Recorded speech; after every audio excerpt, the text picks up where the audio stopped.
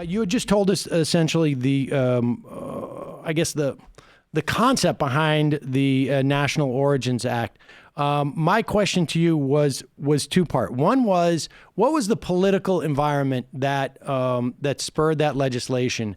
A, and B, that wave of immigration I have read that preceded the 1924 Act, maybe in the decades prior to that, was in part a function of a desire to bring in more people, white people, or presumably European people, I guess, who maybe were not necessarily considered white, as a way of squeezing out recently freed slaves and limiting their opportunities, particularly in the cities.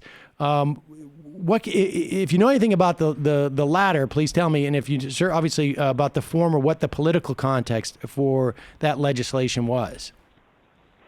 Yeah, I mean, the political context really, it's an outgrowth of very early 20th century race science and early pushes at sociobiology. I'm sorry to say that I'm a social scientist, and these are early social scientists doing what they think is social science, looking at craniometry and skull size and looking for who they judge will be good citizens. And unsurprisingly, they find that lots and lots of people who are not considered white at the time are unlikely to make good citizens based on their measurements. And then something in 1911, the Dillingham Report, commissioned by Congress, turns this into a massive study of immigrants and immigrant neighborhoods, finding that recent immigrants at the time from mostly South and Eastern Europe, so Italy, Sicily, Hungary, Russia, Poland, and also Irish immigrants,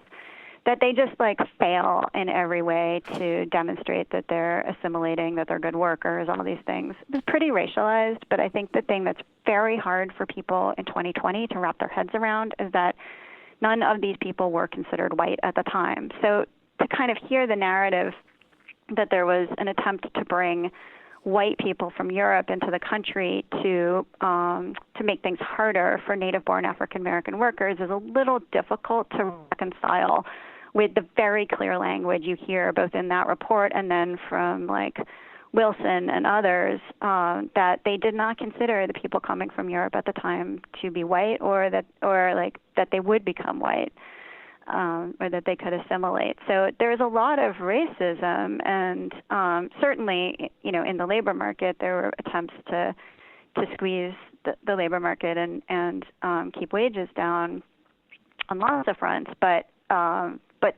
the reason for shutting the doors was because the people who were coming in were kind of upsetting the genetic mix of the country, according to some of these folks writing the legislation.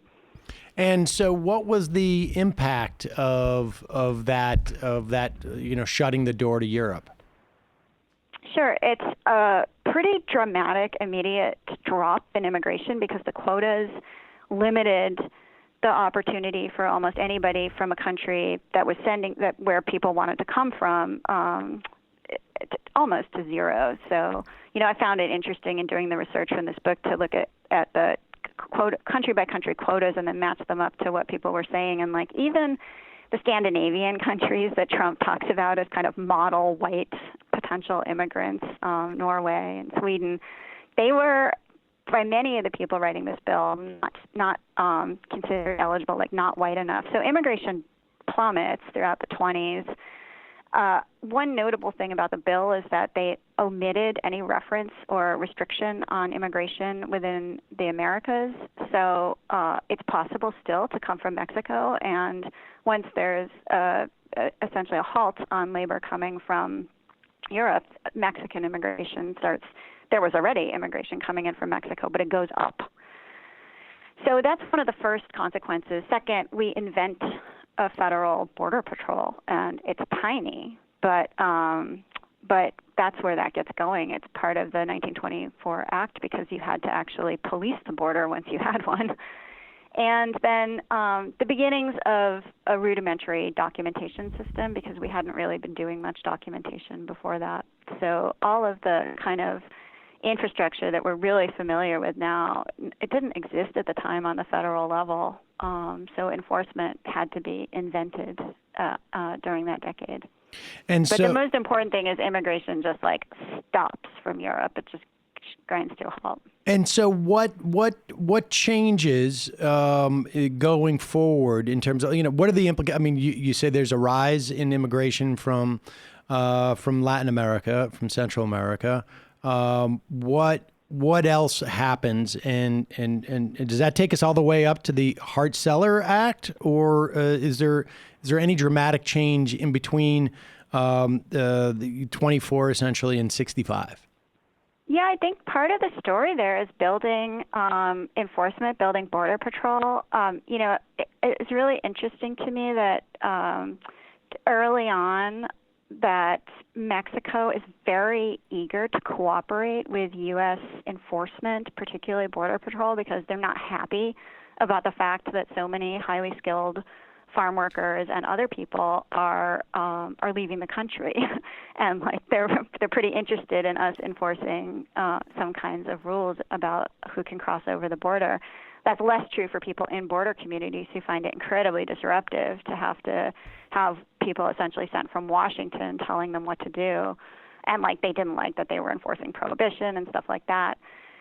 You get penalties for the first time for being unauthorized in the country in 1929. We never had federal penalties for being unauthorized prior to that.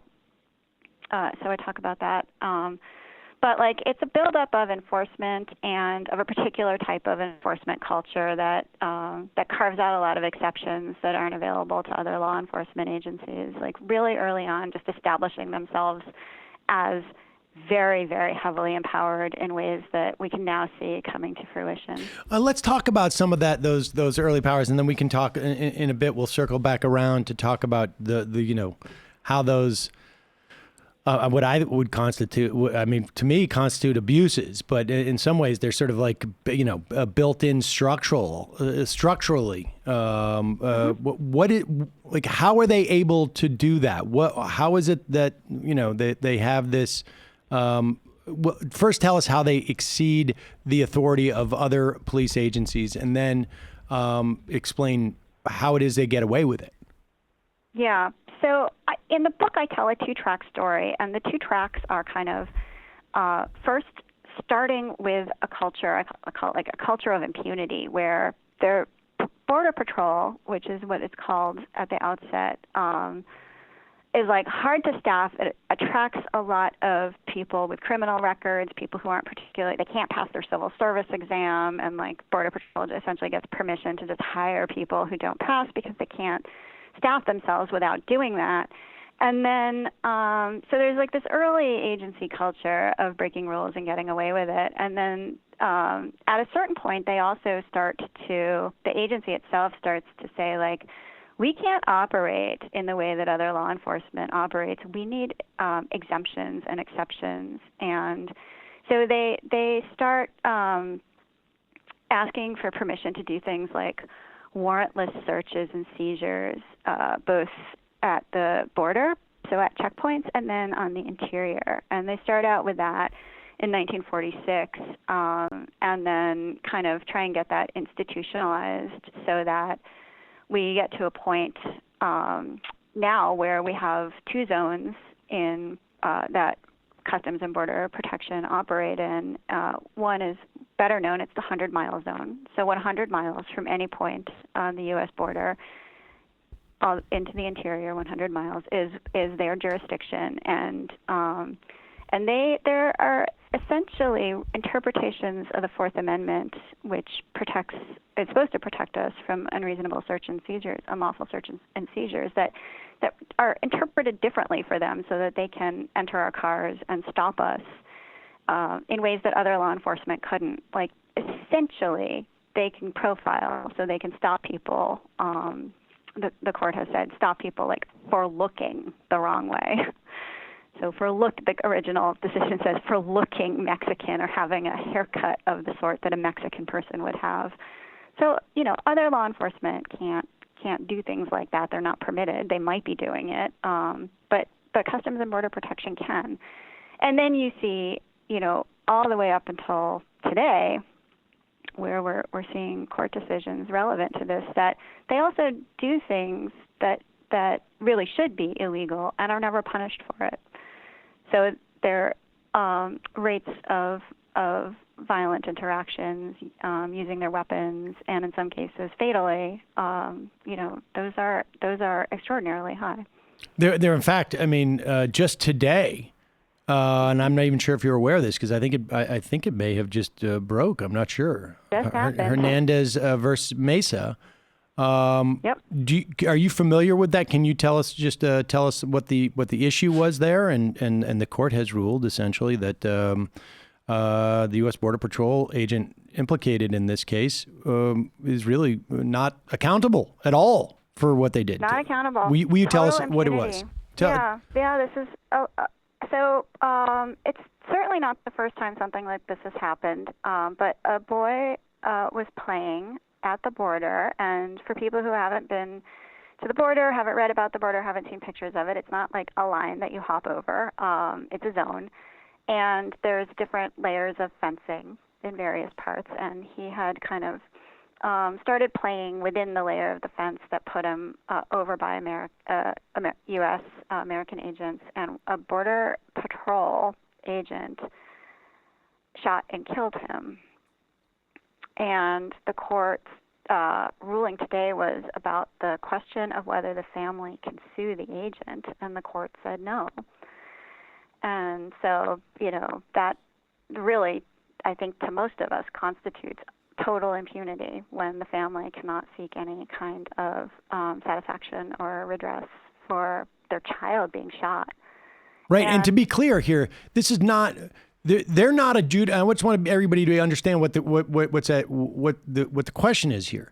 They're not adjudicating whether the guard had any guilt or had done it with any intent. They're not making any judgment on that. They're just questioning whether the guard can actually be charged with anything or be held to account or can even go to court to have that question addressed. Yeah, they're saying that essentially the family cannot sue in U.S. court. So they have no opportunity to seek any kind of justice. And it doesn't, there's question in this case about whether the boy had thrown a rock, but basically, as I understand it just came down, so I haven't read the whole thing yet. They're saying it doesn't even matter whether, even if there had been, if it's contested whether anything had happened at all, but there's you can't even. It doesn't matter. Yeah, it doesn't even matter. Like the facts in this case, on some level, don't even matter because they can't be. The court is saying that they're so above the law that they can't even be. This question can't even be adjudicated. All right. Well, so we got a little ahead of ourselves, obviously, because we're present day. But let's talk about the Heart Cellar Act. This is really in 1965. You write the first, sort of recontemplation from the National Origins Act as to how we treat immigration. Yeah. So there's kind of two sides to Heart Cellar. The side that you hear most often is that this is like the opening up of immigration to the United States because, indeed, we do completely eliminate racial and national origin quotas. So the act reorganizes and basically says we're going to let people in on the basis of skills, family reunification, and then refuge, because at the time we didn't really have a separate refugee program. So in one sense, it's really just turning things around for the United States, opening up to immigration and opening up to immigration from everywhere in the world. And it had not been possible to legally immigrate from large portions of the world ever in United States history. So this is a big change, going to allow immigration from African countries, from lots of Asian countries, and it does change the demographics of the United States. The underneath story is, of course, of what some of the authors wanted. And it's interesting because, underneath it, it's not a story about openness to racial change. It's a story about the fact that European immigrants were now considered white. And some of the authors of the legislation were debating about how to stabilize the population in the United States and keep it white.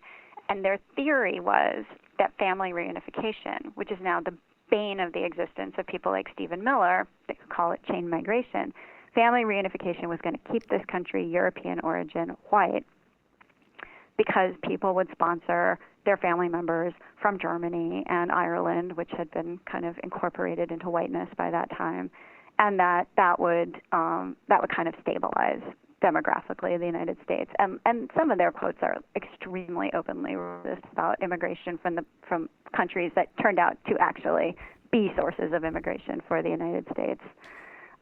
What you get almost immediately are lots and lots of people coming from, you get refugees coming from Southeast Asia. You get a large population of Vietnamese refugees. Just really demographically very different set of immigrants after 1965. So they were trying to keep the population white, but as often happens when Congress tries to engineer the racial balance of the population, it completely backfires, and we get the exact opposite of what they were trying to do. Well, now, why didn't they simply say, we're just going to open up immigration, but just to Europe? I think there was a sense that it was unseemly, and that what you wanted to do was do that in a facially neutral way without seeming to discriminate. And, that's something that you see different versions of, especially during the Cold War, which, kind of attempt to not look like there's racism happening when there's racism happening. Right. 1965, it's right in the middle of a lot of civil rights reforms, and I think there's a sense that one should not, on the face of things, be saying we don't want immigrants, from country X or country Y. But definitely that was the sentiment of some of the authors of the legislation. Well, certainly Stephen Miller and Donald Trump have learned that lesson on some level, haven't they? Yeah, I mean, I don't know how, not so much with the facial neutrality. They're pretty open with it. Well, that's what I'm saying. Certainly, that's what I'm saying, yeah, is that they're aiming for a wider immigrant population, and they're full on going for it, right? I mean, isn't in part like what the Muslim ban was ultimately about in some respects? They've expanded it, and they said, oh, we can have our cake and eat it too. We can, as long as we expand to just people who are not white, then we're not on the line for being anti-Muslim. Yeah. I mean, there's some question in my mind about whether Stephen Miller is okay with any immigrant at all. But I think for most of the people to whom they're trying to appeal, this is a coming out party for white nationalists who have, been operating under kind of undercover for a really long time. One of the other stories I tell in the book is how influential people who wanted, a white United States, a white nation, how influential they were in policymaking. 1965 is one example, but you see a lot of interest group activity trying to put a pretty nice, shiny scientific face on white nationalism. Starting especially in the 90s. You see it earlier, but really ramps up in the 90s, particularly after the first attack on the World Trade Center in 1993.